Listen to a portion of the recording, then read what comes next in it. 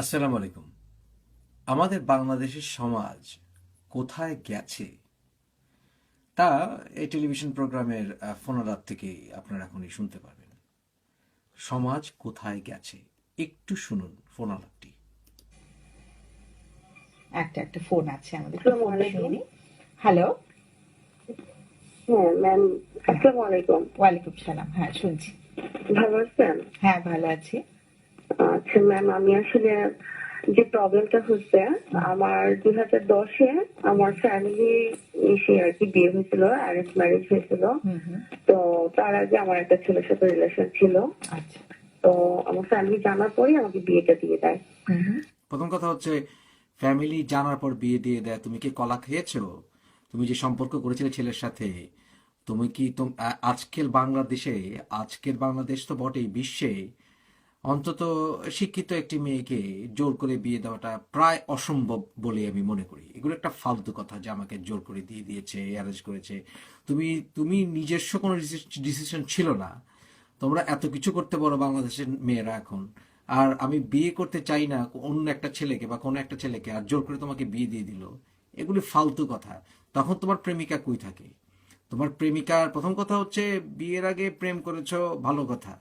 প্রেম করে তোমার সেই পছন্দনীয় লোকটিকে বাবা মার সামনে হাজির করতে পারলে না? তারপর তার সাথে আমার যখন বিয়ের 1 বছর, এই 1 বছর আমার হাজবেন্ডের সাথে আমার মানে যে রিলেশনটা ছিল, ধীরে ধীরে তার সাথে আমি ক্লোজ হতে পারছি। হুম হুম। বন্ধুত্ব থেকে তারপর আস্তে আস্তে তার সাথে আমার রিলেশনটা ক্লোজ হয়। এবং আমার আগে যার সাথে রিলেশনটা ছিল, আমি তাকে ওই সময় মানে মিস করতাম। তো কেন মিস করবা? তুমি তাহলে বদমাস মেয়ে। বিয়ে করে ফেলেছো, বন্ধুত্ব হয়ে গেছে জামাইয়ের সাথে, এখন আবার আগের আগের লোককে কেন মিস করবা? সময় কৌতূহলবশত তার কাছে আমি ফোন করি। কিসের আবার কৌতূহল? বিয়ে হয়ে গেছে, আরেকজনের সংসার করছো, এমনিতে একটা ছেলেকে ছেঁকা দিয়েছো, আবার কৌতূহল বশত তাকে কেন ফোন করবা?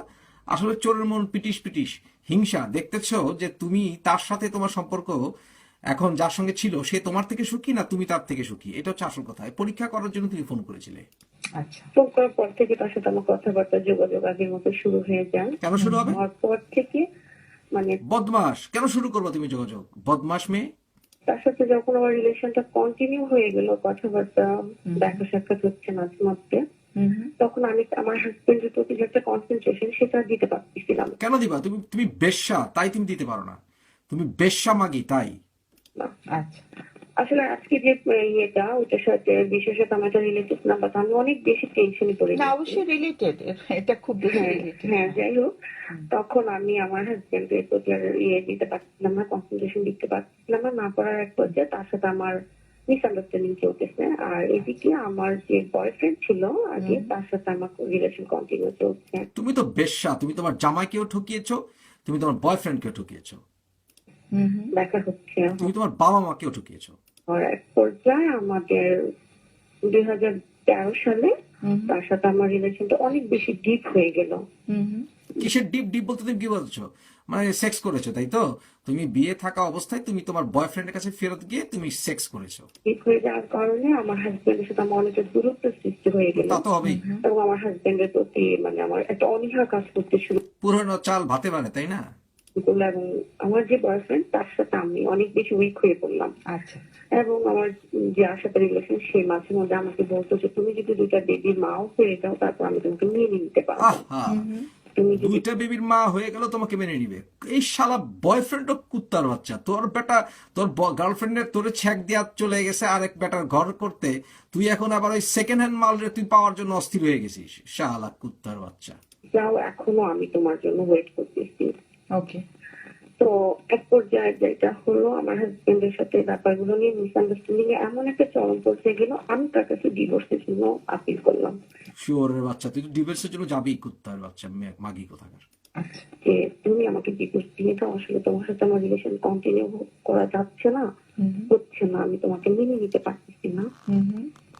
যার এক পর্যায়ে আপনার গত বছর নভেম্বরের 26 তারিখে সে আমাকে ডিভোর্স দিয়ে দেয়। ডিভোর্স লেটার পাঠিয়ে দেয়। ডিভোর্স পেপার পাঠাবে না তো কি করবে? তোর মতো বউরে লাথি দিয়া, সমাজে লাথি দিয়া, আর বললাম না। তারপর তার সাথে আমার ডিভোর্স হয়ে গেছে। হুম হুম। এখন তোর মতো মাগিকে যদি সংসারে লাথি দিয়ে বের করে, তারপরে বাংলাদেশের আইনে নারী নির্যাতন মামলা খেতে হবে, তাই না? হয়ে যাওয়ার পর যেটা আমার ওই যে বয়ফ্রেন্ড তার সাথে আমার রিলেশন আছে চলতেছে, বাট গত মাসের 30 তারিখ, এর আগে অবশ্য আরেকটা কথা বলে রাখি, আমার যে বয়ফ্রেন্ড তাকে আমি একদিন একটা প্রশ্ন করছিলাম যে আমি কিন্তু ওর সাথে রিলেশন ব্রেকআপ করলাম শুধুই তোমার কারণে, এবং সে কেন করবি তুই? বলছে হ্যাঁ আমি তোমাকে মেনে নিব, হুম আমরা দুইজন বিয়ে করবো, সেই সব ধরনের কথাবার্তা তার সাথে হতো।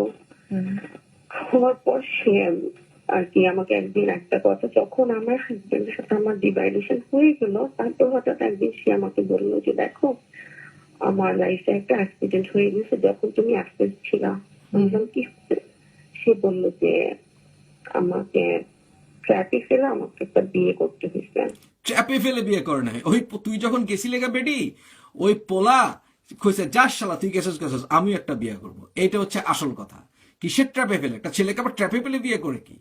হুম কেমন ট্র্যাপে? সে বললো যে আমার একটা মেয়ের সাথে ফ্রেন্ডশিপ ছিল, যখন তোমার সাথে রিলেশন ছিল না, তুমি এটা ট্র্যাপে ফেলে আমাকে বিয়ে করছে, সেটা আমার ইচ্ছের বিরুদ্ধে টোটালি। ও এবং আমি সেটা বিশ্বাসও করলাম যে আসলে সে যেভাবে বললো, কারণ সে মিথ্যা বলে না আমি জানি, ও আর সে শুরু থেকে আমাকে প্রচন্ড ভালোবাসতো। উম, হুম তো আমি জিনিসটা বিশ্বাস করিনি, এমনকি সে আমাকে বলছে যে দেখো আমার একটা বেবিও হয়ে গেছে। বাহ বাহ বাহ বাহ, ট্র্যাপে ফেলে বিয়ে করছে, আমার বেবি হয়ে গেছে। সাবাস লাগারে কাদিরা। আচ্ছা আমি ওই জিনিসটা মেনে নিতে পারিনি, আমি ভাবছি যে সে আমাকে জাস্ট পরীক্ষা করতেছে, আসলে সত্য না। কিন্তু সে আমাকে মাঝে মধ্যে বলতো, বাট আমি তার প্রতি এত বেশি মিটছিলাম, আমার মনে হচ্ছে যে না, সে হয়তো আমাকে এখন ট্রাই করতেছে। এইসব মৌলবী সাহেবরা আপনারা পয়সা পয়সা শুনে কিছুই করার নাই, আপনাদের কিছু করার নাই, শুনতে হবে শুনতে হবে। কারণ আপনারা নিজেরা ধর্মকর্ম পালন করে বসে থাকেন তো, আর মসজিদে যখন খুতবা দিতে চান, সত্য কথা বলার মতো, সামাজিক এই সকল অবস্থা বলার মতো সাহস হয় না, এটা হচ্ছে মেইন কথা। যে আমি কি আমার ডিসিশন চেঞ্জ করি কিনা, ওকে কারণ তখনও 3 মাস সময় ছিল তোমার হাজবেন্ডের সাথে, মানে তখনও ডিভাইডেশনটা জাস্ট লিগালি সে আমাকে কাগজ পাঠিয়েছে। আমি এই জিনিসটা ওইভাবে খেয়াল করলাম না, না করার পর টোটালি আমার হাজবেন্ডের সাথে রিলেশন শেষ।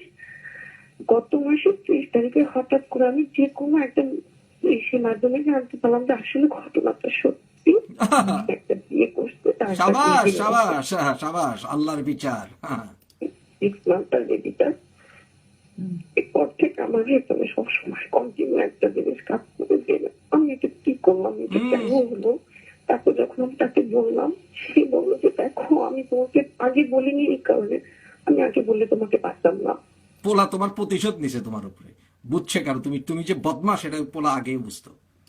আগে বললে আমার রিলেশন, সে আমাকে তো পেতো না, বুঝেছে যে তুমি তো আর আমার লাইফে আসতো না। কিন্তু তুমি তার লাইফে গেলে কোথায়? তার তো স্ত্রী বর্তমান এখন। এখন বর্তমানে তার সাথে আমার কথা হয়, দেখা হয়, এমনকি আমাদের রিলেশনটা অনেক বেশি ক্লোজ হয়ে গেছে। আপনি তো বুঝতে পারতেছেন, অনেকটা ক্লোজ হয়ে গেছে। হ্যাঁ বুঝতে পারতেছি, তুমি তার বিছনা যাও, এই তো, কারণ তুমি বদমাস। এমন একটা পর্যায়ে হয়েছে, মানে তার সাথে কথা না বলে, দেখা না করে আমরা কেউ থাকতে পারি না। থাকতে পারবা কেমনে? পারবা কিভাবে? যাই হোক দর্শক, মূল কথা হচ্ছে রাসূলুল্লাহ সাল্লাল্লাহু আলাইহি ওয়াসাল্লামের হাদিস আছে যে একটি সমাজের নারীদেরকে দিকে তাকাতেই বোঝা যাবে সামাজিক অবস্থা। পুরুষরা তো আছেই।